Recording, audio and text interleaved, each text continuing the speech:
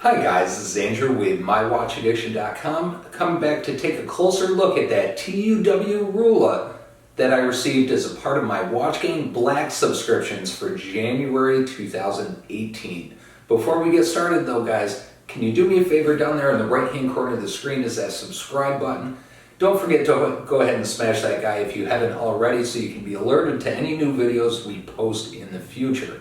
Also, another house cleaning item, don't forget, February 3rd at 2 o'clock, both myself at My Watch Addictions as well as Watchin over at his YouTube channel, we're going to be doing our surprise mystery unboxing from Aragon Watches. So definitely don't forget to subscribe so you don't miss those two great events.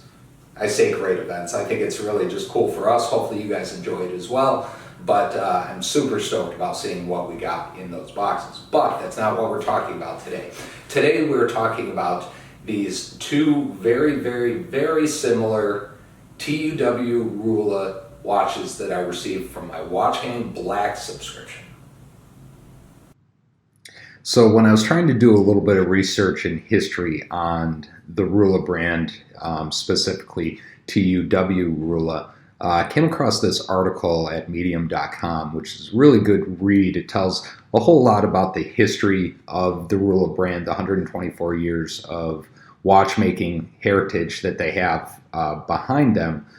And it highlights some of their achievements, like being the world's first mass-produced watch, as well as the first German watch in space. And you can see from this graphic right here the different naming conventions that the company has undergone throughout time, leading up to, and most recently, TUW Ruhla, starting in 2015. Really interesting read about this watch company. Gives you some of the ideas behind the heritage of the watches themselves, the design concepts, the whole nine yards. I'm going to post up this link in the description section below if you guys want to take a look at it during your time, but they had some really neat designs back early on. It brings us right up to the present, where this modern version of TUW Ruhla was kind of reinvigorated and brought back to life with the watches that we've received with the Watchgang subscriptions for January 2018. So diving in and taking a closer look at these TUW Ruhla watches that I received.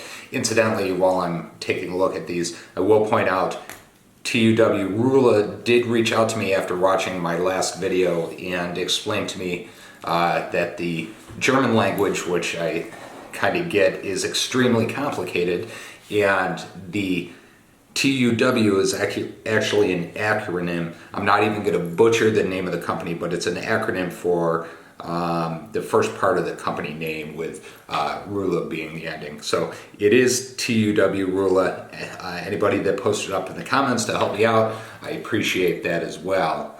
Okay, let's jump in and take a look at this guy. As I mentioned, or as you guys may have seen in my previous videos, I did receive two of the exact same model watches. So we're just going to go through it once so that you guys don't have to sit through two of them. And we're going to take a look. So taking a look at this watch, it is 316L steel that this is made out of. Does have a mesh, or sometimes they call it shark mesh, or people even call it Milanese bands on them, which is really nice stainless steel band.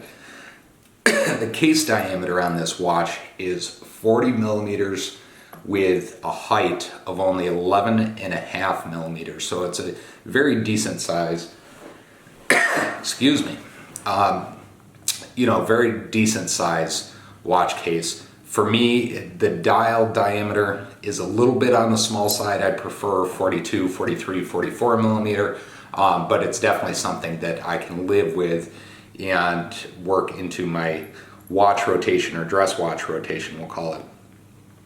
Now, this watch is powered by the Seiko NH35 Movement that you can see in the display back right there. That is a little workhorse movement. You've seen me talk about this movement, specifically Aragon uses this movement quite a bit, but a lot of watches in this price point use this Seiko NH35 movement, and personally I've never had a problem with this movement itself. I do like the open case back design. I love being able to see the mechanicals of a watch, so that's pretty interesting. If we jump over to the dial, again, very simplistic design, very basic design.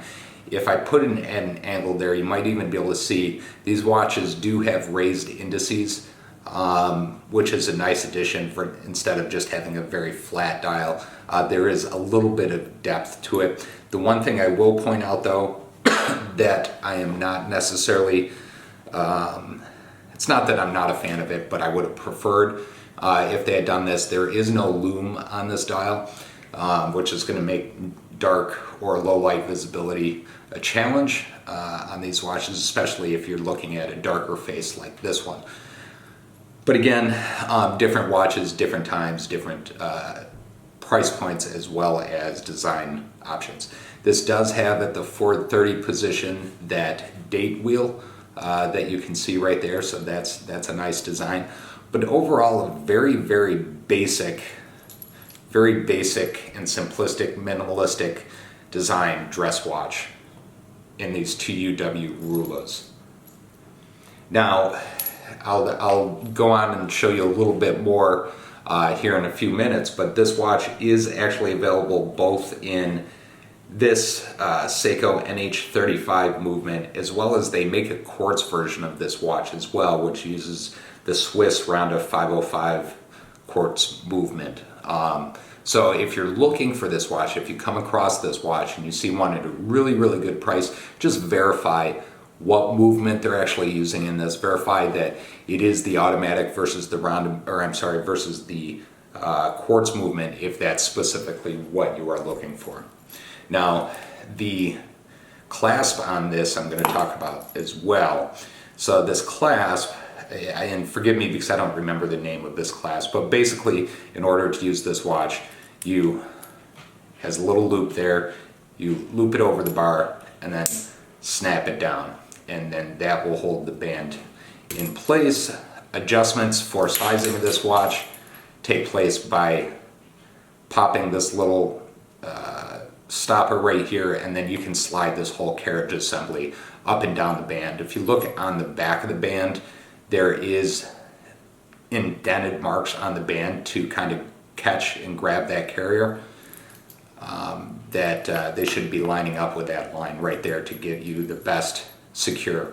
Now, one thing I will point out, and you guys may or may not have noticed, I'll set this down for a second, I am wearing a Citizen Navihawk right now that I've had for a number of years with a very, very similar band. On this Navihawk though, one of the things you can see is it's got the quick deployment clasp, or I'm sorry, the double hidden clasp.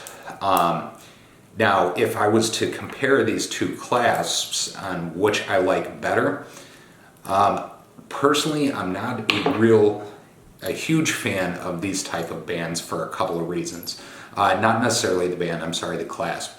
Not necessarily a huge fan of these clasps for a couple of reasons. One, if you're rough on your watch or you tighten it too tight, these bands, this carrier over time can slip, can pull, and end up not getting a really good fit. The second thing that I don't like about these specific clasps is that once you get them connected and you look in there, you've got this extra thickness of this band that goes underneath. Now, for me personally, everybody's going to be a little bit different, but for me personally, what I find with these, especially with these mesh bands in this type of clasp, is that I'm constantly pulling my arm hair on that little gap in there.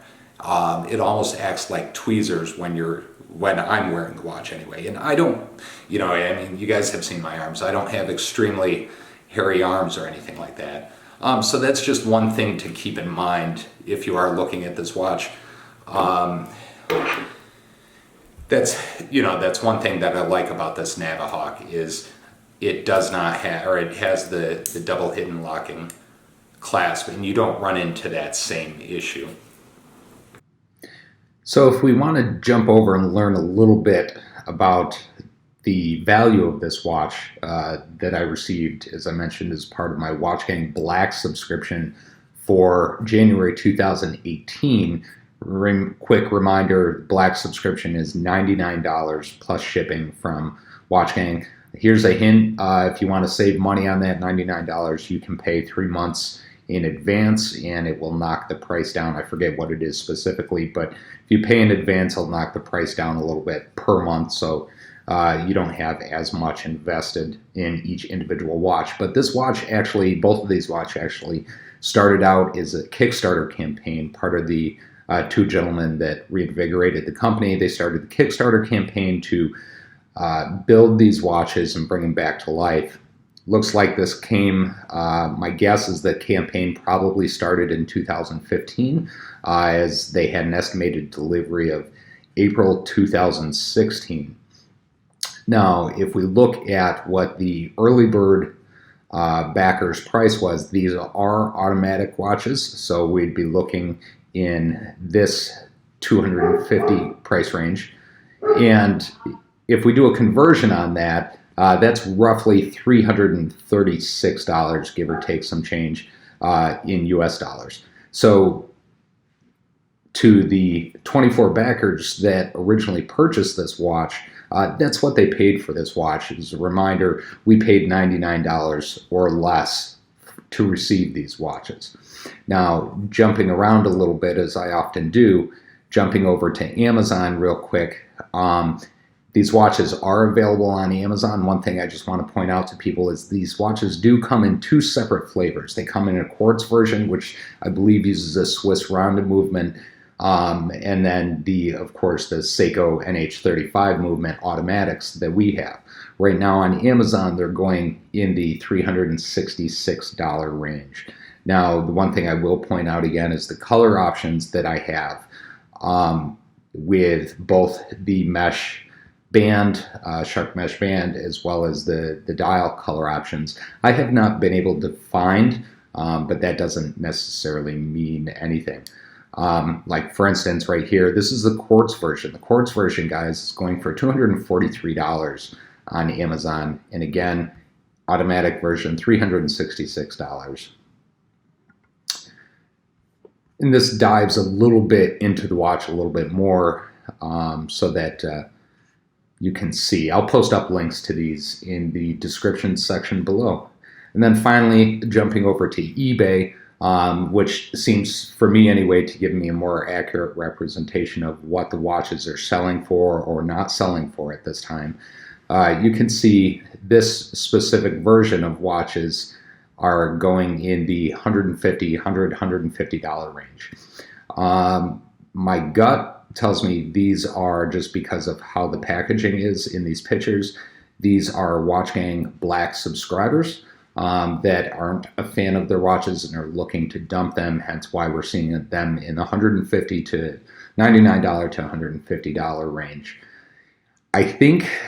Personally, I think what we're seeing with this price point right here has a lot to do with we'll call it the hate that this watch brand has received in the Watchgang exchange. I mean, we have to remember that that's over 16,000 members in that Facebook group alone. And I see this happen all the time, where one or two people, or even a whole faction, a percentage of people, dislike a watch right out of the gate for whatever reason. And everybody has their own preferences as to what they like about watches, what they don't like about watches. But when you flood a market with watches in the way that Watchgang does, and then you have a percentage of that market that is flooded that dislikes the watch for whatever reason, you end up running into situations like this where you see the value drop significantly and rapidly in the watch. And if you like the watch, this is a really, really great time to pick up a good deal on the watch. If you dislike the watch and you want to jump on the bandwagon with everybody else and just get your money back, that's fine too. I mean, that's the beautiful thing about the watch collecting industry and the wristwatch hobby industry, is that not everybody likes the same thing, and that's okay. That's completely 1000% okay. So right now you can pick up this watch in the $99 to $150 range, depending on what you're looking at and what you're wanting. In the exchange, you might even be able to get it a little cheaper from somebody that's really disgruntled. Overall, I would say in my estimations, at the $99 price point that we paid for these watches, very, very good deal. All right, so that was my deeper dive into these TUW Ruhla THURINGIA, if I'm pronouncing that right, models that I received as a part of my Watchgang Black subscription for January 2018. Overall, I think at the price point on these watches, the price we paid, $99 or sometimes a little less if you pay in advance price point with the Seiko NH35 Movement. The build quality, don't have an issue with paying $99 for these watches at all. I know they're getting a lot of hate, but again, that's personal preference, and for me, I think I'm going to enjoy these watches. One thing I will point out though, I do have two. I don't need two. So if anybody out there is interested in trading me for one of these watches, you can take your pick on a color. Definitely hit me up at mywatchaddiction.com, or you can direct message me on Instagram at Instagram/watchaddiction.us. Anyway, guys, thank you for watching. Don't forget, over this weekend and maybe into the beginning of next week, by the time I get to all of it, we're going to be posting up the in-depth looks at the Watchgang Platinum subscriptions that I received, as well as the Watchgang Centum that I received for January 2018. Thank you very much, guys, and have a great weekend.